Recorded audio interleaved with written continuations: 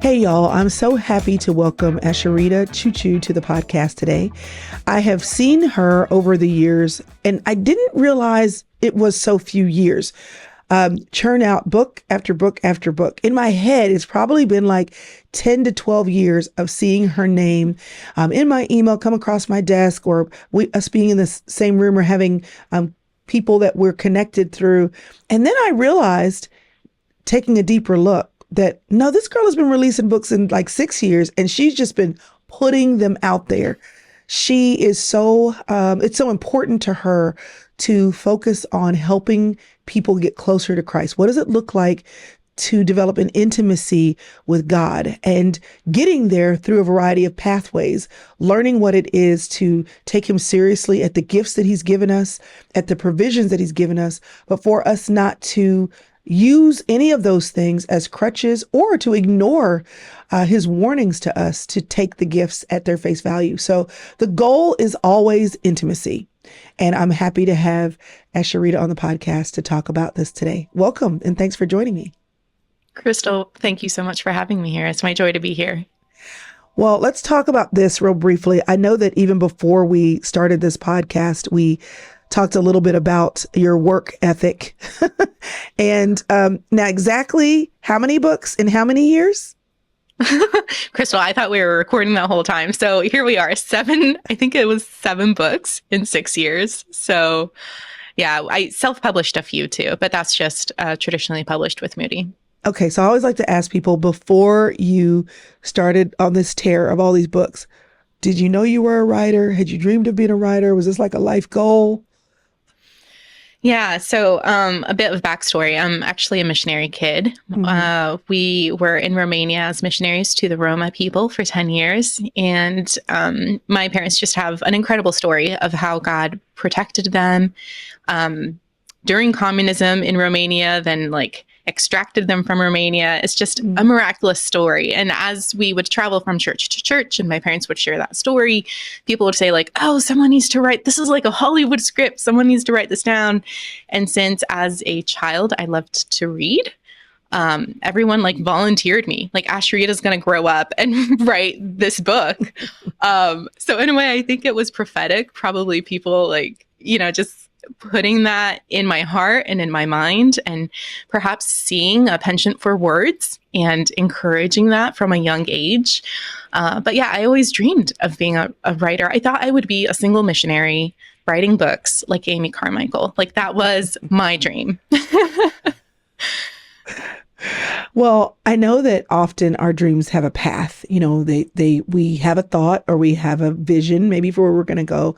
And then, God writes our story. But it's so funny how he backwards engineers sometimes things that we knew, but we didn't know how. Like you said, you thought you were going to be single, and here you are married with 3 kids. And then you thought you were going to be, on the mission field. And then here you are, you were still in the mission field, but in a different way.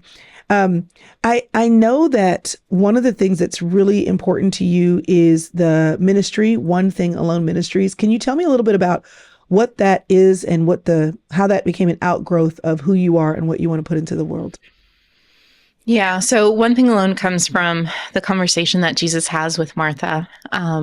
When, we all know the story. If you've spent any time around church, you know this story, right? You're busy, you're bothered, you're overwhelmed by so many things, but only one thing is needed. Mary has chosen the better part, and it's not going to be taken away from her. And about 10 years ago, I found myself in this space where I had grown up in church. I, from a young age, have loved Jesus and have known his love for me. And as a missionary kid, I've wanted to spend my life in ministry.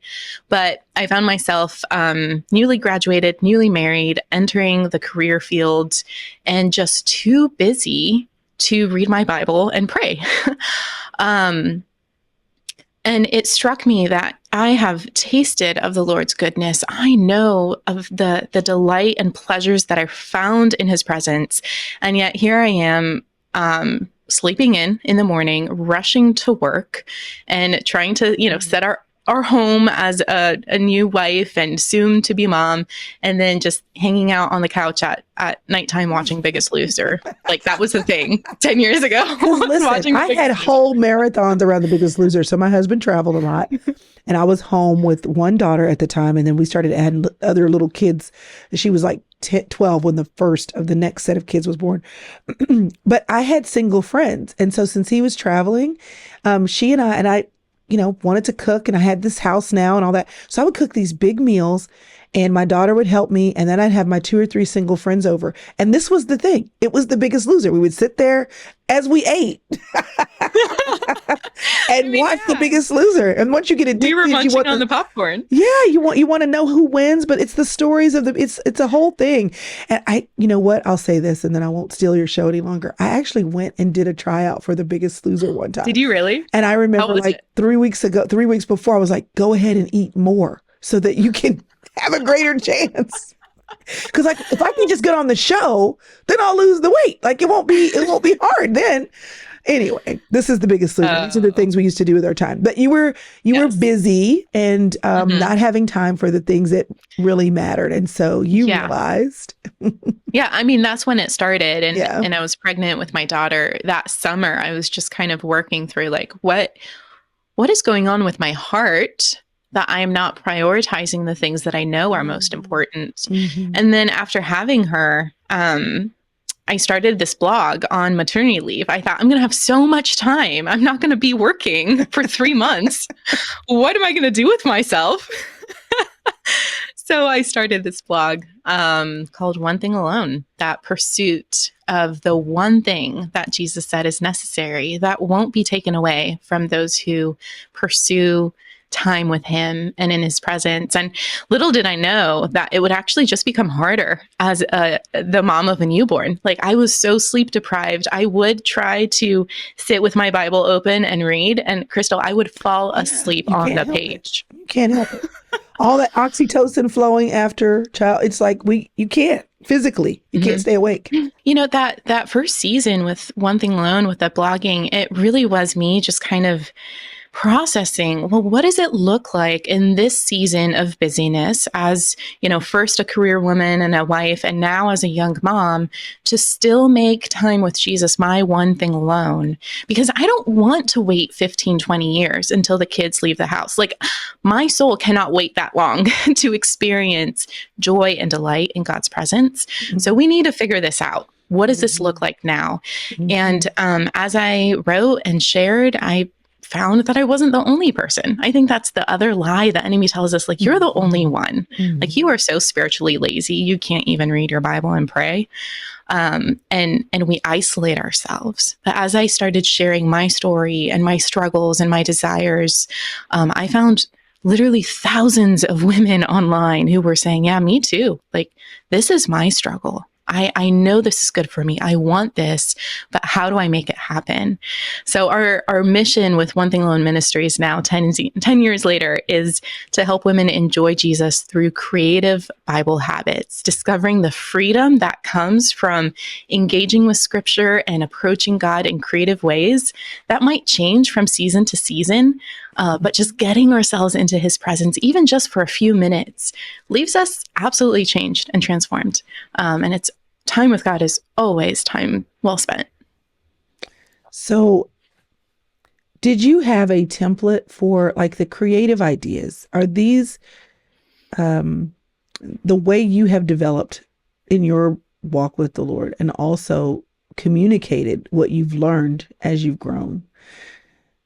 Do you feel like you've been discipled in that, or that other women or other people taught you how to do it? Or is this something that you feel like, and I know along the way you pick things up, but I mean, like by and large, is this an overflow of here's what I figured out? Or it's like, nope, here's what some of this I figured out. Some of this people taught me.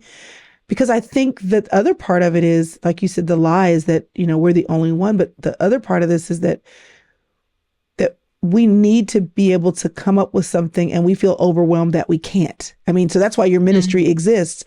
But how did you get to the overflow that you had with other people, if that makes sense? Mm-hmm. Yeah. I would say it's both. So I, grew up in a family where my parents loved Jesus, loved telling other people about Jesus. And so that was just kind of our family culture. Mhm. But I had a very formulaic understanding of what time with God means. Like I learned how to do inductive Bible study early as a teenager. I, would pull out the concordances. I'd look up words in Greek and Hebrew. Like I would just geek out on all the things. I went to Bible college, and so had a Bible minor, learned how to do like the technical aspect of Bible study, and that energized me. And so part of my challenge, ironically, was breaking free from a mold or a formula of saying, this is the right way. This is the best way to have quiet time with God. And anything less than that falls short. It's somehow less than honoring to God to bring our best to Him. So in those early motherhood years, it was actually women in my local church who came alongside and encouraged me and prayed for me. One mom in particular, I'll never forget, she opened my eyes to see the parallels between the widow's mite and motherhood. How the widow brought the little that she had, but she gave it all. And Jesus says she gave more than those who out of their much, gave quantitatively more than the widow, but percentage wise gave little out of their much. And this mom who was about 15 years older than me said, Asheritah, if in your day you only have 5 minutes, but you give it to Jesus, that is the widow's mite. Like God honors that. And He's the one who can take the bread and the fish and multiply it to feed your heart and your soul. So don't wait until you have 60 minutes. Don't wait until you have the quiet in your house to do your inductive Bible study. Like that might not happen for a few years, and it's okay. You can still find other ways to get into God's word. And that gave me permission and freedom that I think I needed to then pursue, okay, what can this look like? And from that point on, it was just kind of like opening my eyes and ears. Everywhere I could hear someone saying like, oh, this is what I do. I leave my Bible out on the counter so that every time I pass by, I can stop and read a verse. Okay, let's try it. Like, I'll try it. I have nothing to lose. Someone else saying like, hey, I listened to the audio Bible while I nurse my baby. I'm like, all right, let's try it. Just having that permission and that freedom and knowing that I'm not disappointing God, but rather He sees my heart desire to want to spend time with Him, and that pleases Him. Suddenly it changed everything for me, Chrystal. And from there, it was reading and listening to podcasts and hearing how other moms are doing this, and then trying it, incorporating it, sharing it with my community, saying, here are some ideas, try them out. Let's see what works. And at one point I compiled a list of 120 creative ways to connect with God, so that when I felt like I was in a rut, I could go to that blog post and just kind of read and see, okay, how else can we do this? And that post has had millions of views over the years. And it's so encouraging for me too, to know, okay, something that was a struggle in my life, God is now using to encourage other people to draw closer to Him too. I want to call that out too. I know on the webpage for One Thing Alone, right at the top, it says, we help women enjoy time with Jesus every day. And there's a yellow button that says, send me the guide. So if you are in need of creative ideas, there is a whole list for ways to spend quiet time creatively, and it's offered for free on the webpage. So be sure to go to onethingalone.com and check that guide out. You talked about being a Martha and a Mary. So in general in life, do you tend towards Marthaism? Is that a natural bend of yours, or? I feel like I have both. Yeah. And I think both are good. I think we pit Martha against Mary. But I don't think that's the moral of the story. Like a few chapters later, we see Martha inviting Jesus to a dinner party, and she serves Him well. She serves Him from a place of overflow. And so that shows me like Martha got the message, and she learned how to live the way God wired her in a way that is in this place of settledness and rest and joy. So, I have so much respect for the Marthas who make the world go round. And I would say at my core, I'm probably more of an introvert. Like I lean, toward give me my quiet time and my space and my Bible, or like a good novel and a cup of tea. Like that's probably how I'm hardwired. But I will go through seasons where I'm task oriented, and I need to watch for just the sharp edges that come out when I turn that way.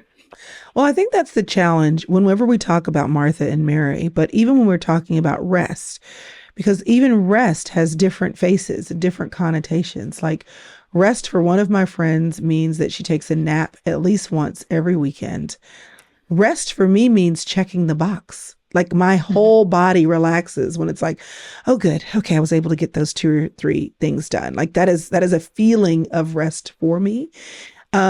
Rest for some people. I mean, I know we talk about Sabbath, but there's even a spectrum of thought about what Sabbath actually looks like. And some people, when they think rest, think go on vacation. Well, when you have a family and you're taking your children on vacation, that's not necessarily a restful experience. Like, so we have to qualify, like, what are we talking about when we talk about rest? And for people to know that you can still be hardwired for who you are and still walk in rest, that you don't have to be a Mary who sits down at the feet of Jesus without making sure the dinner gets cooked.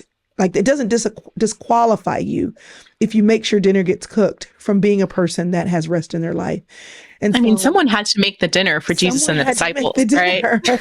So I guess I want to ask you first, can you, when you're talking about rest and how, just, excuse me, when you're talking about rest and you're looking at even how you've described it and how you talk about it in your latest book, how do you define it? And then what do you want to communicate to the Martha who, when people start talking about rest, they're just like, yeah, that sounds great, but one, I'm not hardwired that way, or my life doesn't allow me to. Like, what is it? And how does someone who's not going to naturally lean into it embrace it? My particular take on rest in prayers of rest, though, is how do we rest in prayer? And so that's just a very, very small segment of what rest can be. And it's because I found myself, even in my prayers, it was like nonstop talking. Like I would come to a time of prayer and just talk, and be like, okay, God, great talk. And then move on with the doing of it. Right. And we need to be both listeners of the word and doers of the word. We need to, yes, bring our concerns to the Lord and cast our cares on him. But in the pandemic in 2020, when I found myself just kind of falling apart, it brought to light the fact that even though I was praying, I wasn't experiencing the rest of Jesus that he describes in Matthew 11. He says in verses 28 to 30, "Come to me, all you who are weary and heavy burdened, and I will give you rest. Take my yoke upon you and learn from me, because I am gentle and humble in heart, and you will find rest for your souls." And I thought, here I am, like almost 10 years into ministry, and I am weary and heavy laden. I'm heavy burdened. I feel like I am burnt out. And yet I'm doing all the things. Like by this point, my kids were sleeping through the night. By this point, I was consistently in my Bible, reading, studying, back to doing the inductive study, back to my prayer lists. I was doing all the things.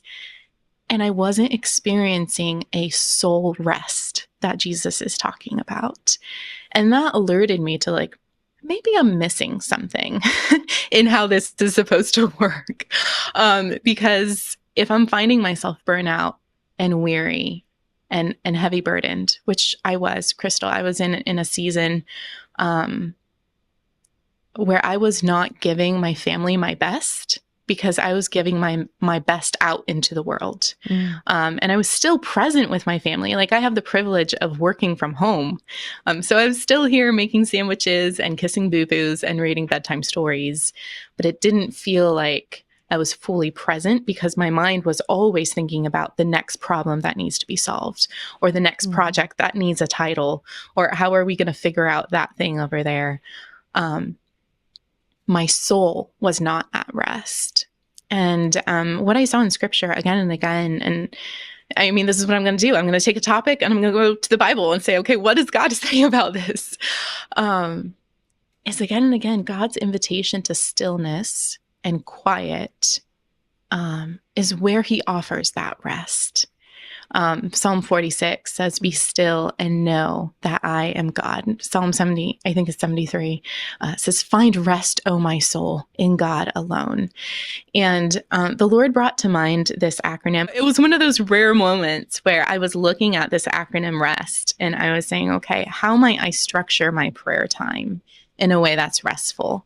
And I'm a wordsmith. I love acronyms. The R, I was thinking recite God's goodness, start with adoration. I mean, I grew up with the Acts prayer model. Yes. So this is, it's a great place to start. How has God been good? How has he revealed his character, either in a passage of scripture that you want to pray through or in the recent season that you're going through?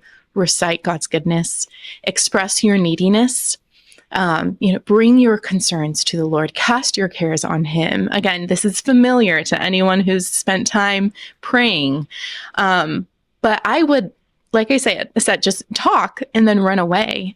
And so I knew I needed to build in a time of stillness and quiet and just sitting with the Lord to say, okay, Lord, is there anything you want to say to me about this? If we believe that the Holy Spirit is living and active and that he speaks to us through his word and he speaks to us through the creative nature around us, that we can lift our eyes to the heavens and they declare the glory of God, and he speaks to us through the proclamation of the word in community, then we need to create space in our hearts to actually hear God's voice. Because otherwise, if I'm not talking, I have my earbuds in, I'm listening to a podcast, I'm listening to an audiobook, I'm listening to worship music, or my kids are talking to me, like the noise in our lives is nonstop. So if we want to hear God's voice, we need to seek his stillness.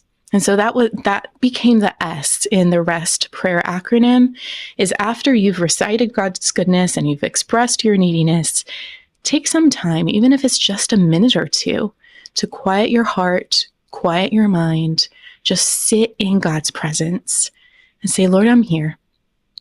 I want to be with you. Make me more aware of your presence in my life, of your loving kindness toward me. Is there anything you want to say to me in this time? And sometimes, Chrystal, he'll bring to mind the name of a person that I haven't thought about in months. I'll be like, okay, I need to pray for her right now. I don't know what she's going through, but the Lord brought her to mind for a reason. And so I'm going to pray, and then I'm going to go back to a place of quiet and just be still with the Lord. Maybe meditate on that verse that I was reading that prompted me to pray. And then the end of rest is to then trust God's faithfulness. So after I've spent time being still with the Lord, then it's time to say, okay, Lord, all these things that I've brought to you, I entrust them into your hands. I'm going to remind myself that you are faithful, that he who began a good work will be faithful to complete it. And so if I'm worried about a child's behavior or something at school or something in my church community or finances, or maybe it's the scale is going up again, and why is this happening? Whatever it is that's causing anxiety and worry in my heart, I can go through that REST acronym. I can remind myself of what is true about God. I can express my needs to him. I can spend time being still with him and allow him to speak his truth to my heart. And then I can trust him to be faithful. And what I found is, this whole thing took me a few minutes to explain, but it can be done in 30 seconds at the kitchen sink. When the kids are screaming in the living room, I can take time to say, God, thank you that you are patient with me as a loving father. I need patience right now. I'm going to lose it with my kids. Would you please fill me with your patience and kindness? Take a few deep breaths, be still with God, become aware of his presence with you through his Holy Spirit, and then trust him to be faithful as you go interact with the kids in the living room, that he will help you to be patient and loving and kind as he is.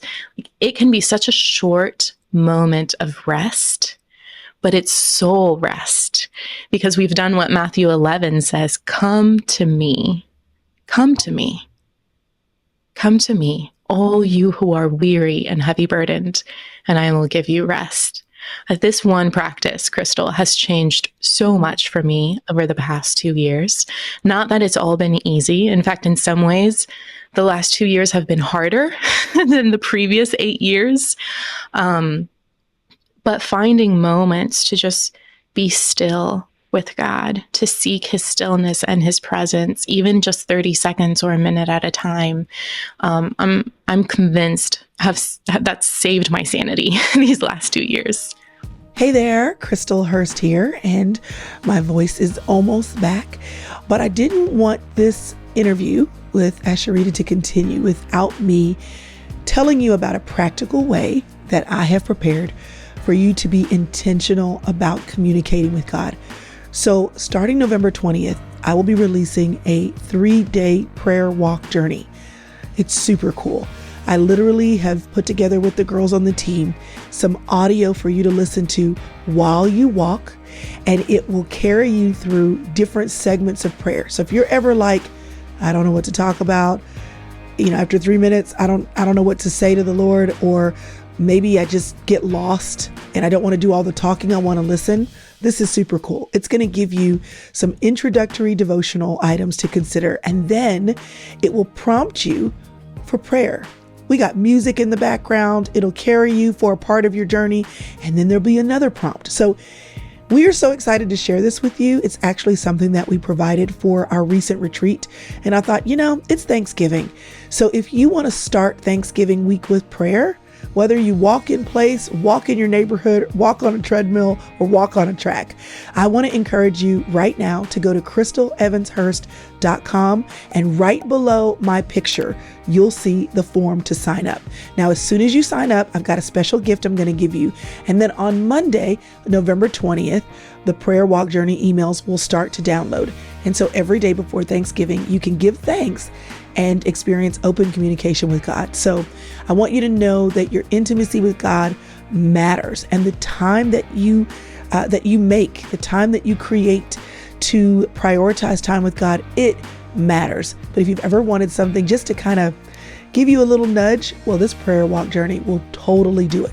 Again, just go to crystalevanshurst.com, and right below my picture, you can sign up. Now, if you're already on my email list, don't worry. I'll send you an email so that you can opt into this prayer journey too. But if you're not on my email list, then that's how you make sure you get this tool. All right, y'all. So without further ado, let me get back to my conversation with Asheritah. You mentioned soul rest, and I know that, like you said,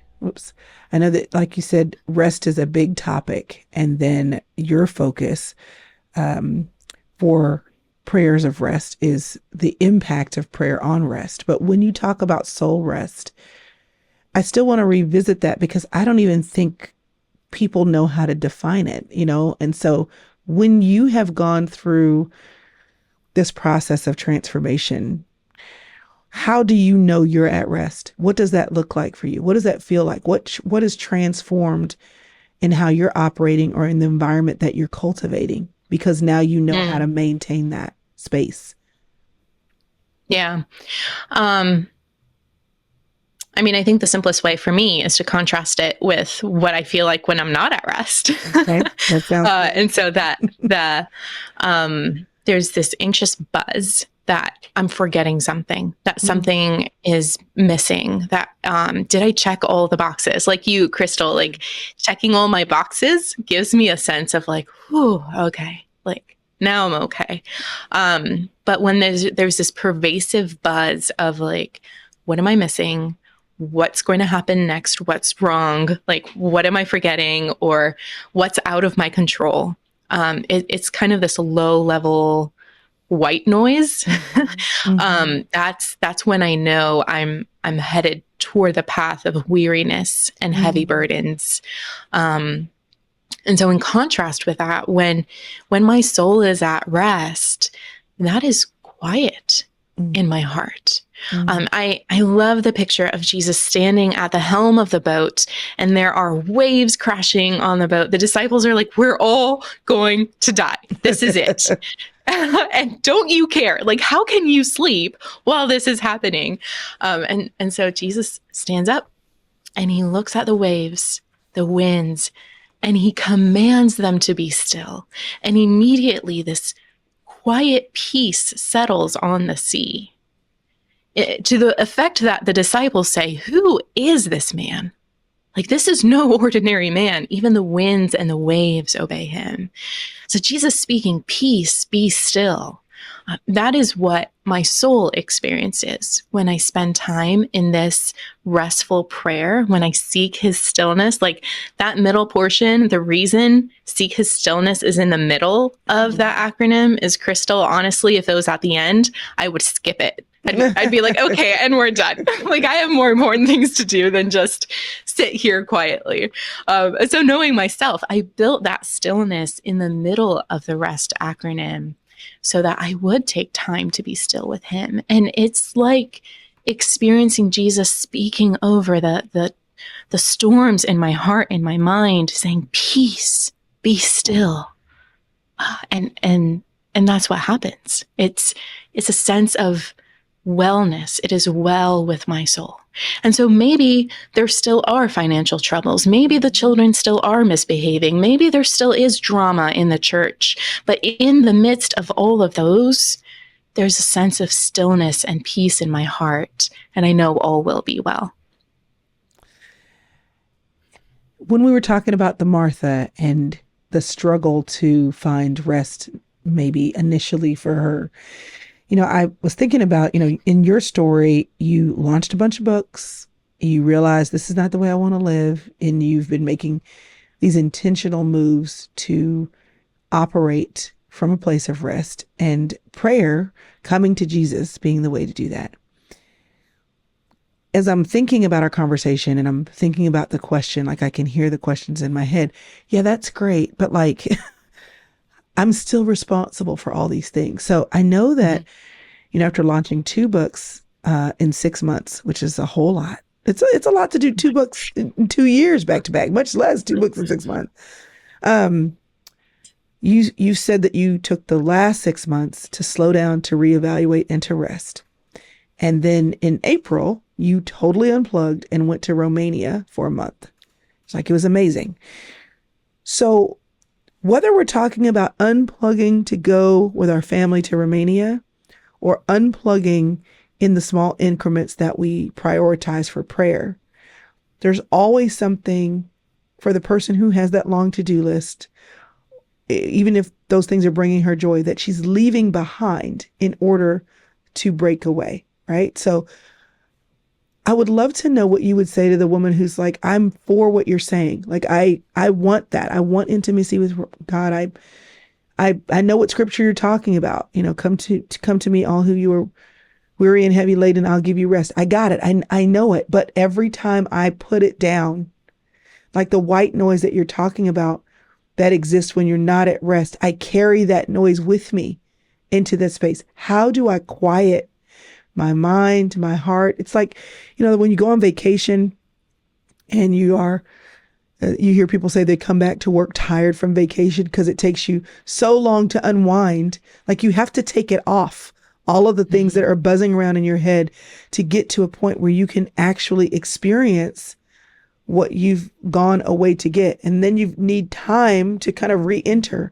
So what do you tell the person who's got the white noise happening, or they've got that low level anxiety, or, the list of things is in their head, even as they try to pray? How do you take that off? So in the coming to Jesus, you actually can experience the exchange of his rest and his way for what is weighing on you every day. Yeah. Well, I'll tell you what I did in October of last year in the fall, after I'd launched the second of the 2 books back to back, which I do not recommend, by the way. And it was not the plan either. Like, that was not the plan. It was just post-pandemic, like supply chain stuff. Yeah. Like, there literally was not paper to print books. Yeah. And so it was one of those, like, this isn't what I signed up for. But God, in your mercy, would you work this out for good somehow?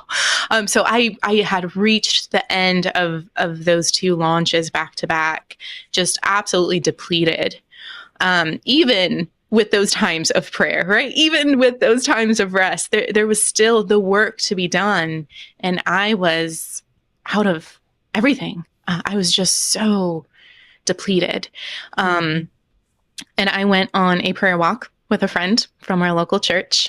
You'll hear me say this time and time again. Like, the local church is what God has gifted in our lives, that we might serve one another and speak truth into one another's lives. And so I'm a big fan of, like, take those problems to the people who know you.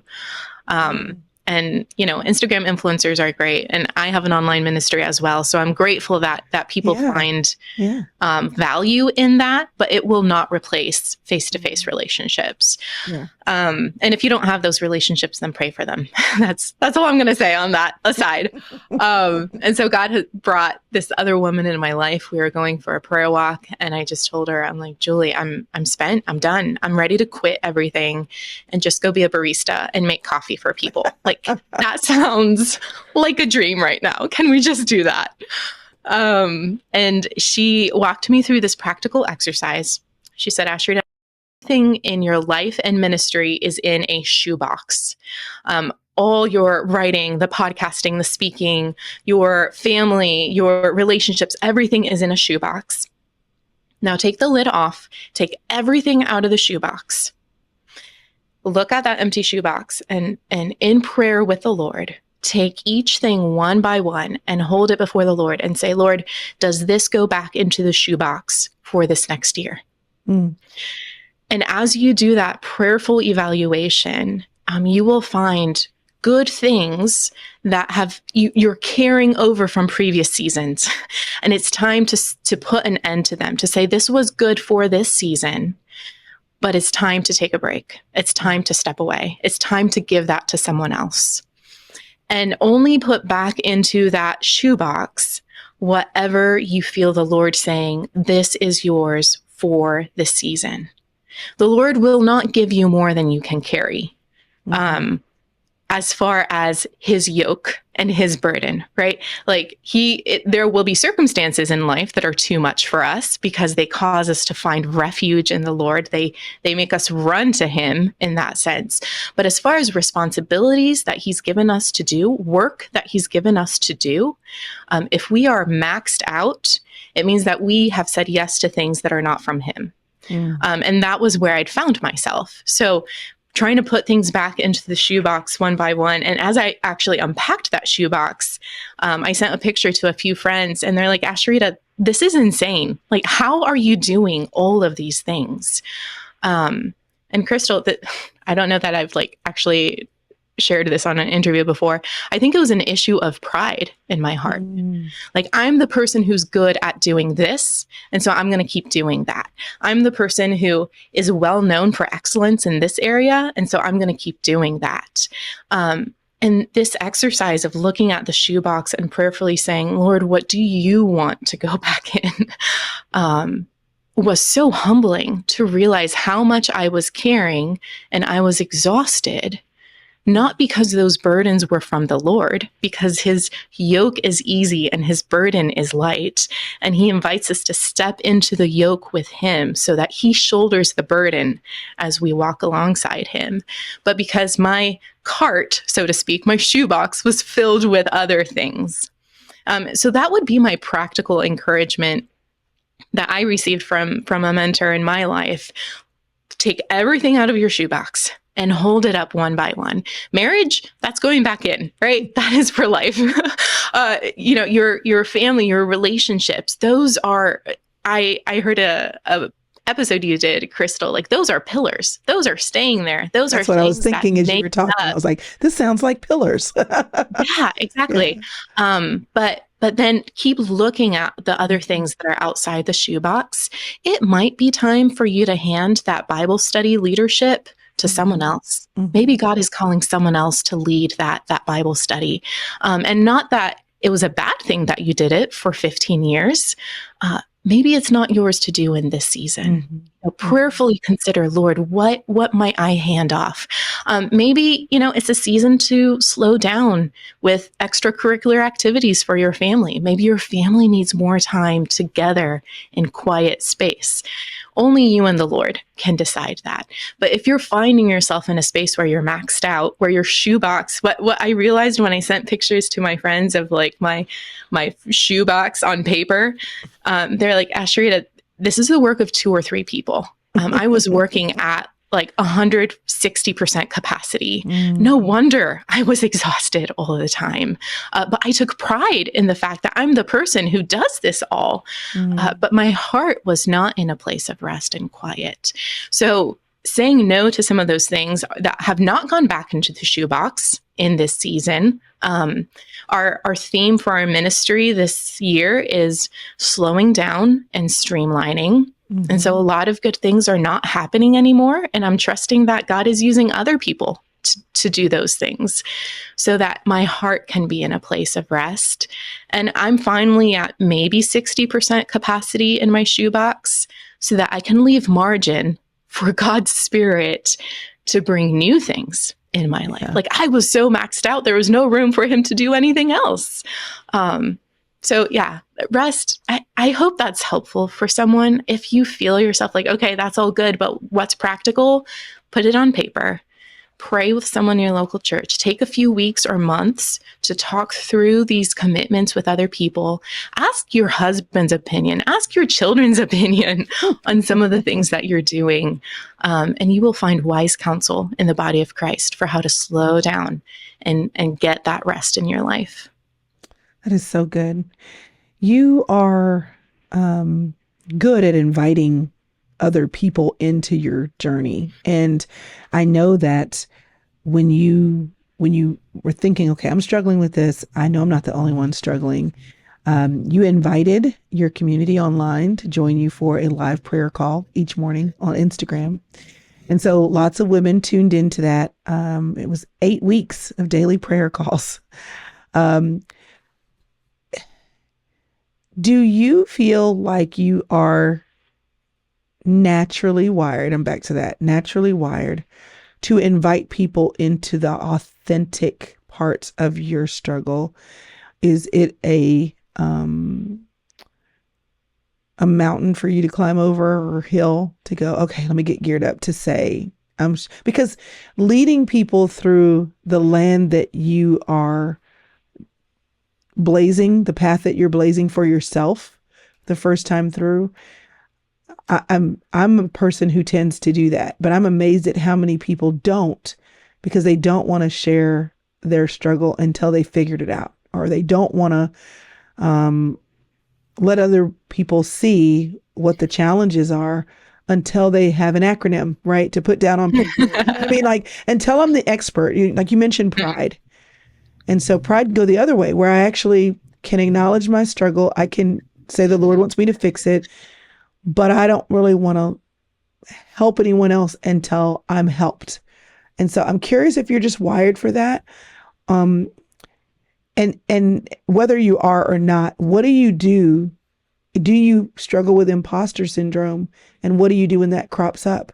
Because I think coming to Jesus is such a straightforward thing to do. It's what his word tells us to do. And I think often the answers are straightforward, but we don't acknowledge that we're having a struggle. So we miss it. And a part of that is just saying, hey, I could do better here. I'm struggling here. I need to figure this out. So is that a part of your design? And what do you do when these people are going to know that I wrote all these books and Bible studies and have these websites and I'm struggling here?